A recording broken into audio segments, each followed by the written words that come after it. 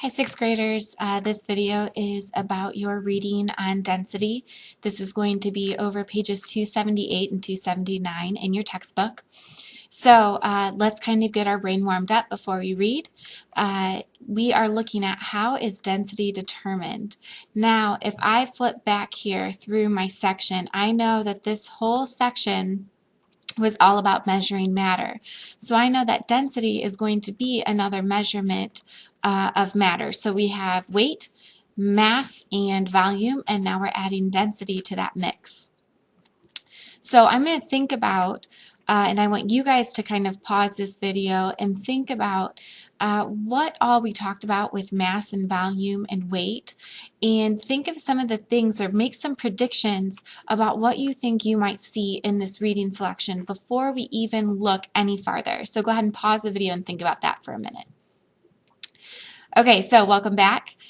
You should have paused this video and thought about what were some predictions that you might have about the reading today. And some of the things that I thought about, I knew that for weight, mass, and volume, we talked about the units. We talked about how to determine those measurements, and we talked about some of the similarities and differences. So as I'm reading today, I'm going to be looking for those things to see if my predictions were correct. So as I go through, right away I see calculating density, and I see density as a bold and highlighted term, so I know that a definition isn't going to be too far behind that. And I see a blue key here, so if I went back to the beginning of my section and looked at my big questions, it says, how is density determined? That was also a big blue question at the start of our section right up here. So I know that that blue key is going to be important. And it says you can determine the density of a sample of matter by dividing its mass by its volume. And I see another formula. So right away I can already make a comparison.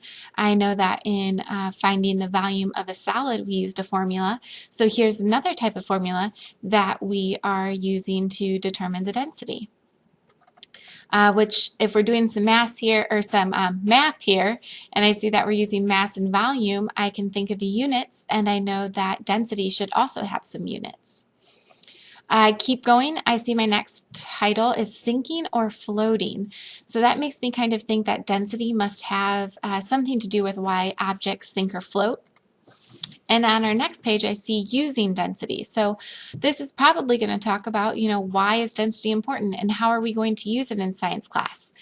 And I see some pictures of some minerals over here, something about gold, and it looks like we have some gold miners and some people panning for gold over in this picture. So we'll see how all of that relates in our reading.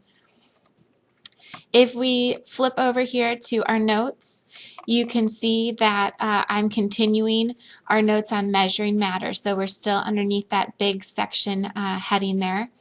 I've added my date, and I'm going to do my bullet point as far out as it'll go, and I'm going to start talking about density. So let's go ahead and get started with our reading.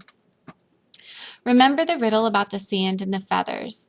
Although they weigh the same, a kilogram of sand takes up much less space than a kilogram of feathers. The volumes differ because sand and feathers have different densities, an important property of matter. Now, this little riddle, you might be thinking, okay, what are we talking about? This was clear back at the beginning of our section when we did our reading almost 2 weeks ago. So I will refresh your memory about that little riddle in class next week, and we'll kind of talk about it, because that riddle also has to do with the second journal question that you had to complete for me after your quiz.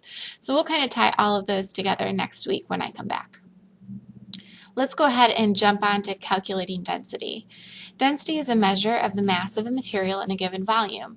Density can be expressed as the number of grams in 1 cubic centimeter, or grams per centimeters cubed is how you would read the units that you're seeing right there. For example, the density of water at room temperature is stated as 1 gram per cubic centimeter, or 1 gram per centimeter cubed. Recall that volume can also be measured in milliliters, so the density of water can also be expressed as 1 gram per milliliter. And you can determine the density of a sample of matter by dividing its mass by its volume. So we see that formula, density equals mass divided by volume. So you can really see that there's a big relationship between mass and volume, and that's why it was so important that we understood those two terms and those two measurements before we came on to density, because it all kind of goes together now. Okay, so that paragraph, even though it was tiny, it was chock full of information. So let's go ahead back over to our notes and let's get our definition for density down. So density is the measure of the mass of a material in a given volume.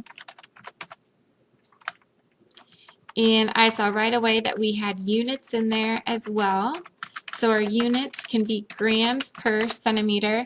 And for those of you that are typing and you forgot how to add your units in, I'm actually going to erase that centimeter there. So we just have grams per. Our little dash sign is that per. And we're going to go to insert, and then you're going to go down to equation. And that blue box pops up. So you're going to type in centimeter. And then to get your cubed, you're going to go shift and you're going to press the number 6 at the same time. And then that'll give you your superscript, and you can type in your 3 and it makes it little.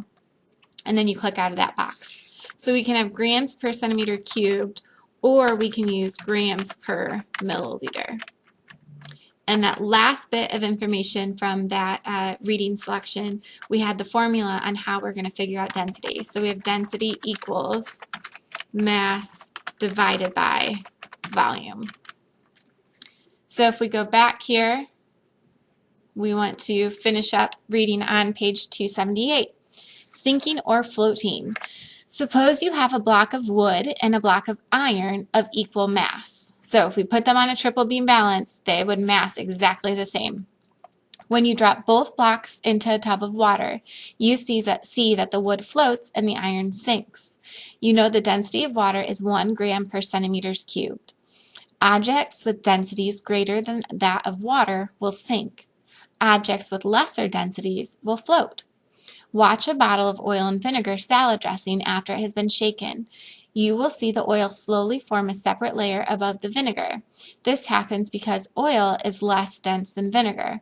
So think about how many of you have ever, they say water and oil don't mix, and you can actually see the oil floating on top of the water, especially if you look at pictures of like oil spills in the oceans or in rivers, you will see that that oil is floating. So it's because that oil is less dense than water, so it actually floats to the top. So let's go ahead and go back over to our notes and let's add some important information out here.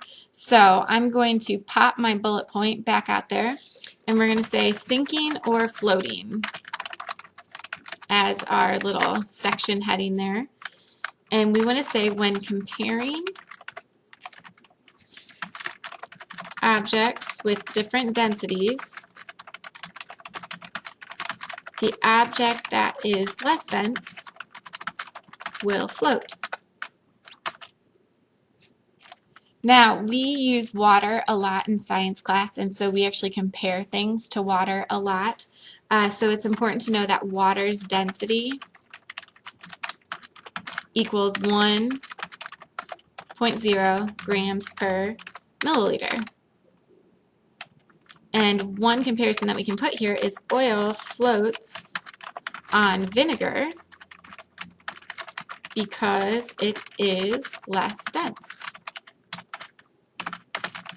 than vinegar. And you will get to do some really cool labs next week where we're actually going to be dealing with density. So I know that these notes might be a little bit confusing now, but as we go through the week, we'll kind of come back and take a second look at them and see if they make more sense once you've done the labs. Let's go ahead and head back over to our reading, and we are going to look at this next column, or this next page here. So using density, suppose you are a gold miner in the 1800s, like the men in figure 4. So those are truly gold miners there. One day while panning through the sediment in a stream, you come across a shiny golden rock. How do you know if the rock is real gold? Since density is a physical property of a substance, it can be used to identify an unknown substance. You can measure the mass and volume of the rock and find its density. If it matches 19.3 grams per centimeters cubed, the density of gold, then you have struck it rich. So that's our last little paragraph there. And if we go back, I'm going to pop this bullet point back out, and we're going to put using density.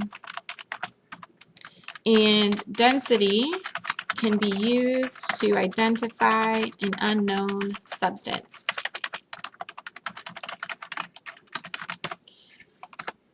And I'm going to capitalize that D in density because that's a complete sentence.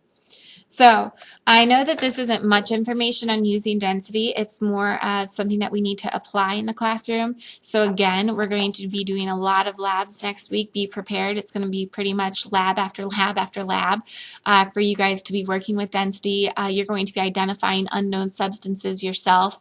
So you really need to make sure that you have mass and volume down and you know that stuff awesomely. That's even a word, but you need to really know it so that you are able to calculate density and understand what density is. Okay, that's the end of our notes. So I will see you guys later. Thank you.